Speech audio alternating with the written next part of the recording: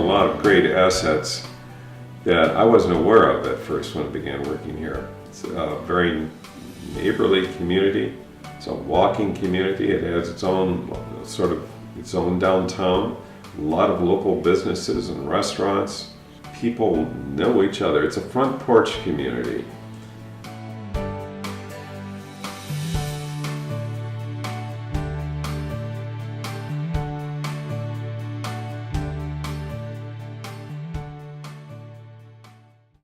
I had emerged from 25 years of working in public health, and I was quite convinced that a casework approach was not the way to strengthen a neighborhood.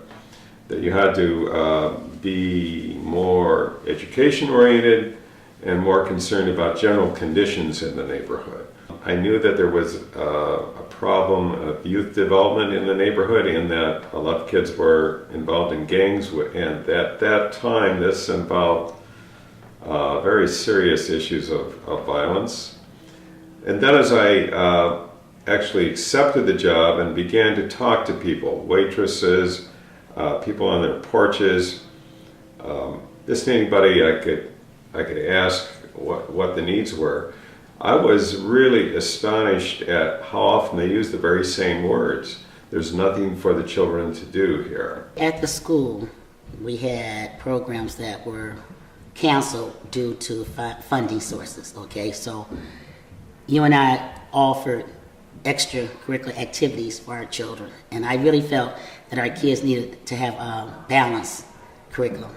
Then we also noticed that the parents and other family members were having some issues that we didn't even know what they were at that time. We started getting involved with a social worker to come in and help families work out their problems, and it just kind of spiraled from that. I was the LSO president at Phoenix at that time, and I saw the need of change in our community with abandoned houses, with stray dogs, no stop signs around the school or speed limits around the school. So that was kind of like my project.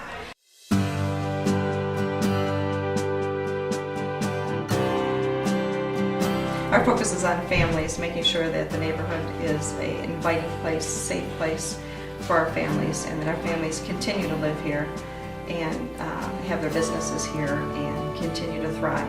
So it's the Southwest Urban Arts Mural Project. We partner with the College for Creative Studies, who provides a professional artist that our young people work with to design and implement murals that are commissioned by homeowners and business owners in Springwells Village. And the young people are paid for the work that they do, and so they oversee the whole process. From the very beginning, when they meet the homeowner or the business owner, they talk about the design that they'd like on their garage or fence. The after school program we have every Monday through Thursday, and we have students 9 years old all the way up to 18 years old. And they fill the computer lab, they fill our whole center. It's a great time. We do homework, we hang out, we have fun, we eat snacks. It's a place for mentorship. It's a great time. It's a drop-in center and also an after-school program. One of our greatest assets, I would say, is the development of the parks. I really think that has brought the community together. It has become really a remarkable community asset. People have told me that it's not just a park, it's an urban respite. The children needed some extra activity, so it was good to be able to come here for after-school programs and the karate classes.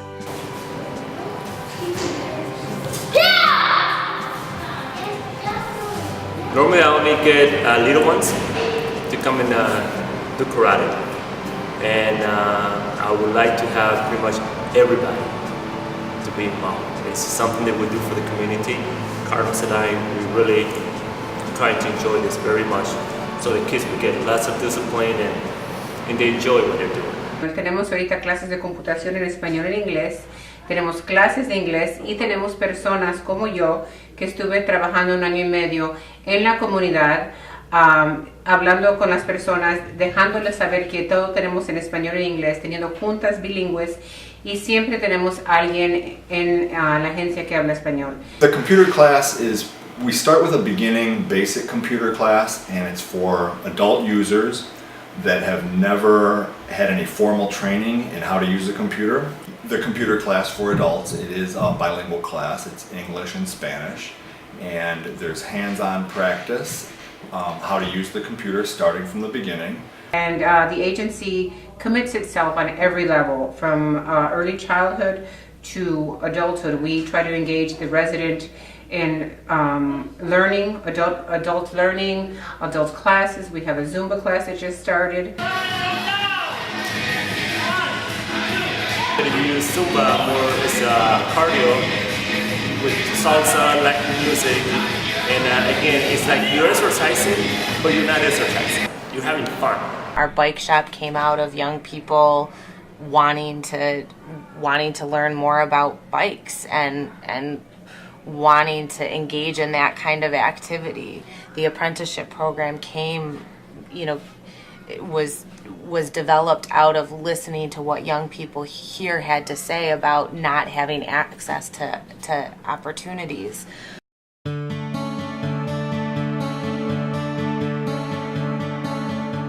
We have now accepted the challenge of LISC to broaden our comprehensive plan and update it for all 6 of the neighborhoods.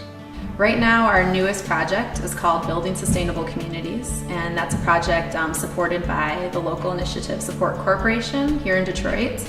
And in partnership with them, we're moving forward in looking at a very intense engagement process with the community and finding out what does the community, they're the experts, so what do they already know about this community, what are the needs, what are the assets and the things that they value and want to see built upon.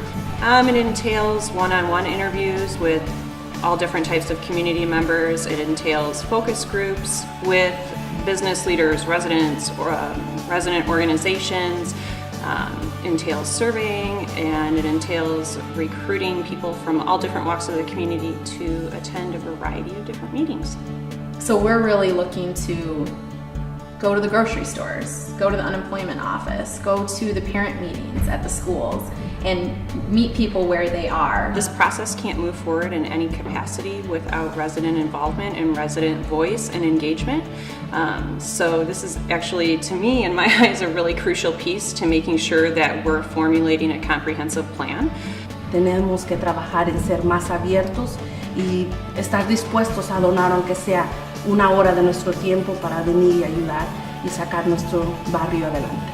Our planning through the years has really evolved, most recently with the opportunity with LISC, and it's promising for us and the neighborhood and surrounding neighborhoods also. If we have a blueprint for what can be done in our neighborhood, the spring wells, to change spring wells, we can take that same blueprint and change the neighboring neighborhoods also. It clearly seems to be a neighborhood that's going to be small, working class homes, but a vibrant community. A place where families are going to want to stay and raise their children. We began to chart out this path. We recognized that after having done the center in the park, we needed to decide where we were moving from there. Was it to do more neighborhood centers? And we decided, you know what, we're not done with this neighborhood.